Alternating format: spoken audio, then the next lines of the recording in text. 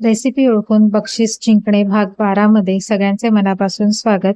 तर आज आपण जी भाजी बनवणार आहोत त्यासाठी तेल जास्त लागणार आहे, त्यामुळे मी इथे 3 ते 4 चमचे तेल घेत आहे. सोबतच फोडणीला आपल्याला राई, जिरं, हिंग, कढीपत्ता अशी फोडणी करून घ्यायची आहे आणि कांदा घालून त्यामध्ये हळद, मीठ घालून तो 1-2 मिनिटं परतून घ्यायचा आहे. आता जे पहिल्यांदा हा व्हिडिओ बघतायत त्यांच्यासाठी मी सांगते की बक्षिसं कशी जिंकायची आहेत ते. तर मी रेसिपी बनवायला घेतल्यापासून ते रेसिपी फायनल व्हायच्या आत तुम्हाला जिथे कुठे वाटेल की तुम्ही रेसिपी ओळखली आहे, त्यावेळेला तुम्हाला लगेचच कमेंट करून त्या रेसिपीचं नाव मला सांगायचं आहे.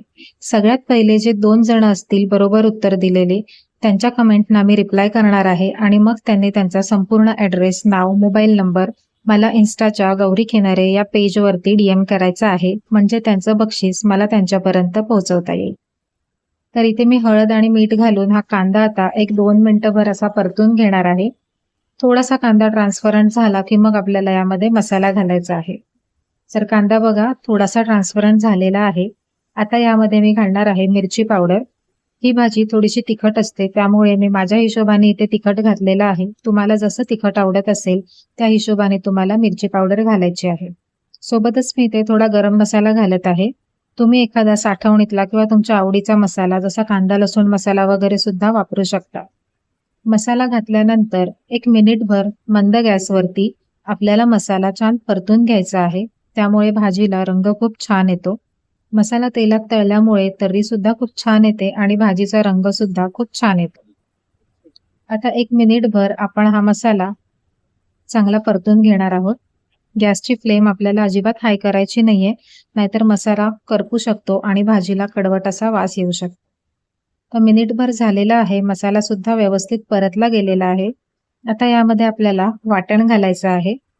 तर इथे आपलं जे कांदा, खोबरा, आलं, लसूण याचं वाटण असतं ते वाटण मी यामध्ये घालून घेणार आहे. एक छोटी वाटी म्हणजे साधारण 5 ते 6 चमचे छोटे पोहे खाण्याचे एवढं वाटण मी इथे घेतलेलं आहे. या वाटणाचा व्हिडिओ सुद्धा मी आपल्या YouTube चॅनलवरती टाकलेला आहे. नक्की चेक करा. हे वाटण जर तुम्ही आठवडाभर बनवून ठेवलं तर अगदी कुठल्याही भाजीमध्ये झटपट घालून तुमची भाजी पटकन 10 ते 15 मिनिटात तयार होऊ शकते. वाटण सुद्धा आपल्याला तेलावरती छान परतून घ्यायचं आहे. तेल सुटेपर्यंत आपल्याला हे वाटण तेलावर परतून घ्यायचंय, म्हणजे वाटणाचा कचट वास भाजीला येत नाही. तर याच्यावरती झाकण ठेवायचंय आणि मंद गॅसवरतीच 3 ते 4 मिनिटं आपल्याला वाफ द्यायची आहे. एक 2 ते 3 मिनिटानंतर झाकण काढून बघितलं तर याला छान बाजूने तेल असं सुटलेलं आहे, म्हणजे आपलं वाटण छान परतलं गेलेलं आहे. खाली सुद्धा अजिबात लागलेलं नाहीये तळाला, कारण गॅसची फ्लेम आपण लो ठेवली होती.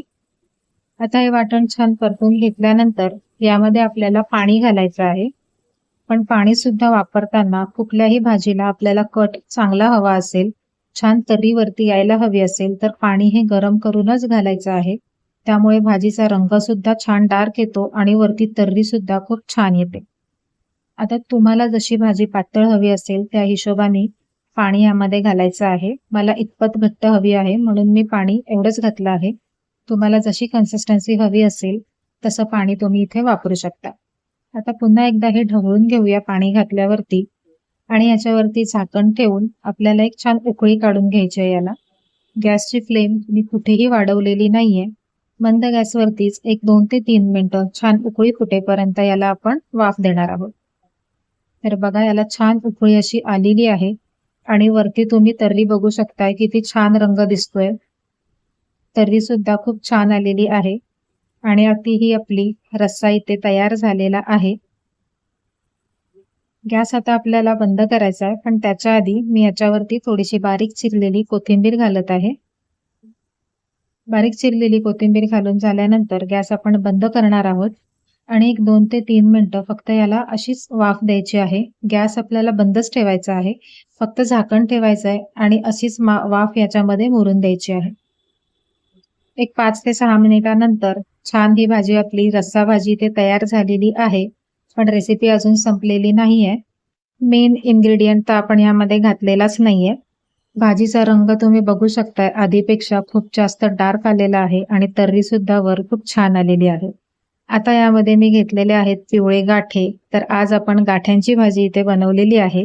भावनगरीचे जे पिवळे गाठे येतात जाडे ते मी घेतलेले आहेत. पातळ भावनगरी नाही, जाड घेतलेली आहे. तुम्हाला जर लाल गाठे आवडत असतील तर तुम्ही लाल गाठे सुद्धा घेऊ शकता. आता यावरती आपल्याला हा रस्सा टाकायचा आहे. लक्षात ठेवा, कधी तुम्हाला जेवायला बसायचं असेल तेव्हाच हे गाठे आपल्याला वाढतानाच वापरायचे आहेत. जर तुम्ही आधीच भाजीमध्ये टाकलेत तर ते पूर्ण विरघळून जातात भाजीमध्ये. त्यामुळे जेव्हा जेवायला बसणार असाल तेव्हा डिशमध्ये आधी गाठे वाढून वरतून मग हा रस्सा घालायचा आहे. आता याच्यावरतून पुन्हा थोडीशी रस्सा तर्री मी घालणार आहे. त्यासोबत कांदा आणि लिंबू घ्यायचा आहे. भाजीला चव खूप छान येते लिंबू पिळल्यावरती. तर नक्की ही गाठ्यांची भाजी ट्राय करा. तुम्ही कुठले गाठे भाजीमध्ये वापरता हे कमेंट करून नक्की कळवा. रेसिपी आवडली असेल तर व्हिडिओला लाईक करा, शेअर करा आणि अशाच सिंपल आणि सोप्या रेसिपीज बघण्यासाठी सिंपल रेसिपीज विथ गौरी या चॅनलला सबस्क्राईब करून बेल आयकॉन सुद्धा प्रेस करा. पुन्हा भेटूया रविवारी दुपारी 2:30 वाजता रेसिपी ओळखून बक्षीस जिंका भाग 13 मध्ये. नमस्कार.